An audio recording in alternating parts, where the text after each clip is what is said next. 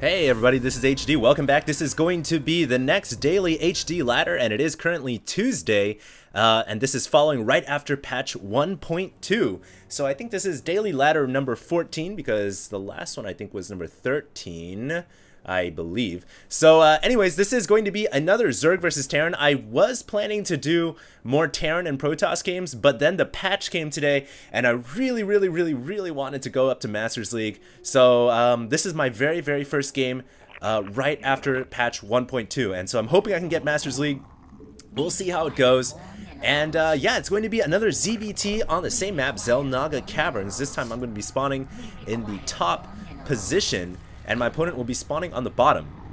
Now, I do want to say, I realized that you can actually make your own chat channels. So I made a chat channel called HD StarCraft, and I'll be chilling in that channel from time to time. So if you guys ever want to, you know, drop by, say hello, kick it. I have to say right off the bat, I'm not the best at responding because I get a ton of messages all the time. But if you guys want to just chill and lounge around and kick it in that channel, that would be awesome. Once again, the channel name is HD StarCraft. Now, I haven't tweaked any of my settings yet. I haven't changed any of my keys. The one thing I was planning to change was to make W another army hotkey, because my Asian hands are so small, they don't reach past 1 through 5. They can't go to 6. So basically, I've always wanted another hotkey for army control, so I've been thinking about making W number 6 instead. And yeah, I think that might be a little helpful. So I'll be doing that in the near future, but not quite yet.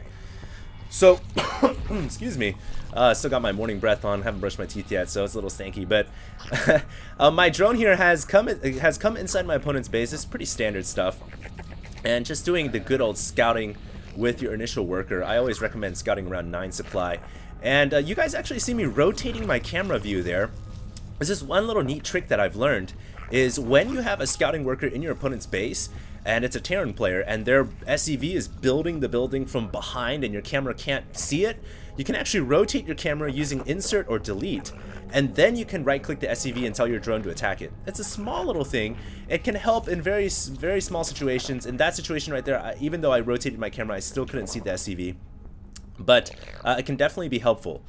Now, a little weird thing here I've noticed already is I'm scouting my opponent. He doesn't have gas after barracks, so I know something's up. So I'm going to move my drone down here, and voila, I see the Makarax, the second barracks, down on the floor.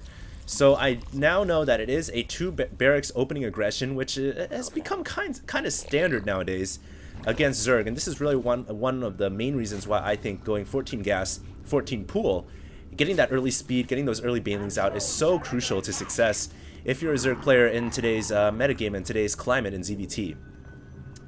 So as you guys can see, I do have speed coming right now. I pulled drones off gas. I actually should have left my drones on gas here because I do need to get banelings out quite quickly. So that's a little bit of a mishap by me. Hopefully we'll get those drones back on gas pretty soon. And right now, as a Zerg player, all you're basically focusing on is making sure you can defend against these 2 barracks. And you do want to eventually get your natural expansion down. Like I said before, getting it around 21, 22 supply is optimal. I'm actually a little late on getting that hatchery right now, but I'm just being extra cautious. I want to make sure I have enough Zerglings before I move my drone out. And so I'm moving my drone out. I'm checking to see where those Marines and those SCVs are, and there's already one SCV, and it looks like the bunker has already been constructed.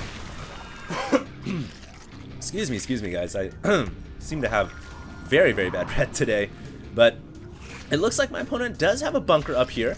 Now that bunker isn't at the most threatening position. What you want to do is, if your opponent has done this, is move your Zerglings out and try to catch reinforcing units on the way. So as you guys can see, more Marines obviously streaming forward, and unfortunately I wasn't able to catch this Marine. Maybe I will.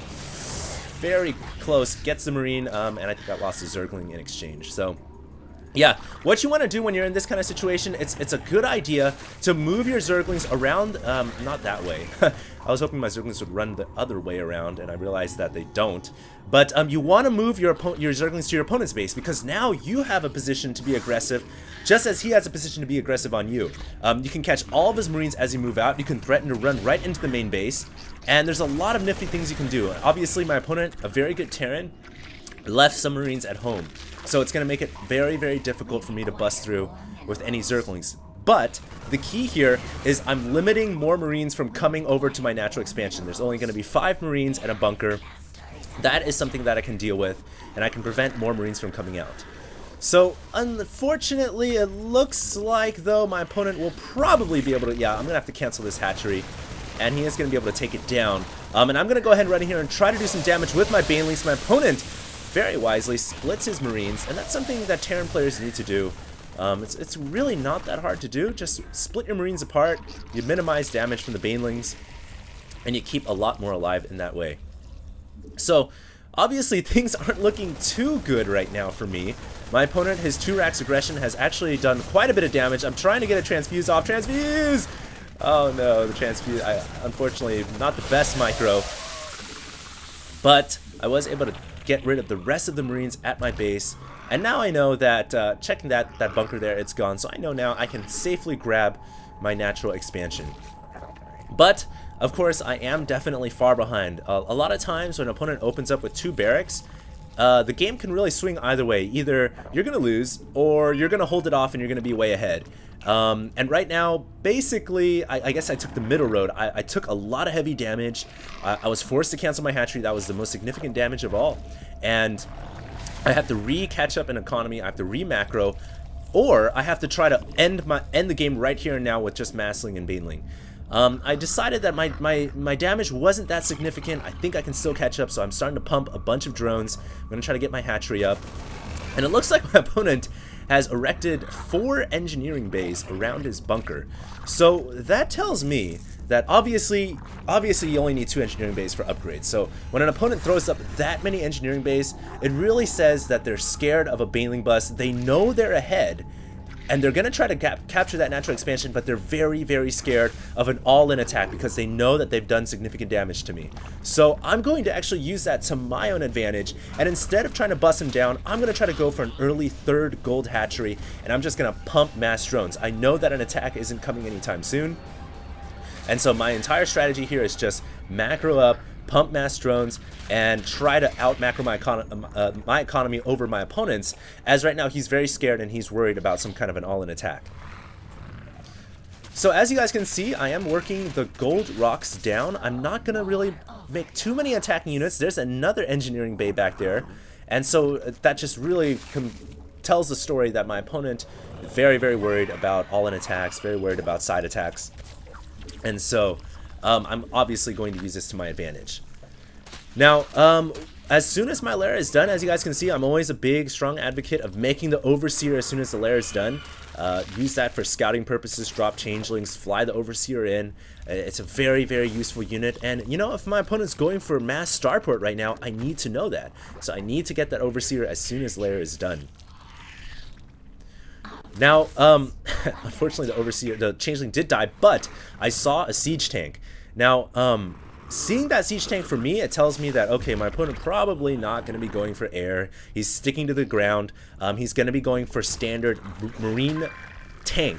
So I know that there's not going to be any kind of air units coming. I know that my opponent's going to macro up, and then he's going to make one push with his mass marines and mass tanks in about, I would say, 4 minutes or so. So I still have time to macro up. I still have time to continue pumping my economy and getting my upgrades down. We require more minerals. As you guys can see, I do have evolution chambers coming right now. That's just following the style of getting all your upgrades, melee and carapace for your lings and banelings. Also getting the centrifugal hooks for the baneling speed. And of course, continuing to spread that creep. My creep spread has reached about the center of the map. I could use a couple more creep tumors here or there. But all in all, my creep spread isn't doing too badly, and obviously creep spread helps so much because it allows you to move your forces from whichever expansion you need to go to, and it really makes that speed upgrade for your units much, much faster. Now, I am transitioning into getting a Spire. That's a Spire all the way at the top right-hand corner of my main. And the reason for the Spire is because obviously Muta Baneling is one of the best unit combos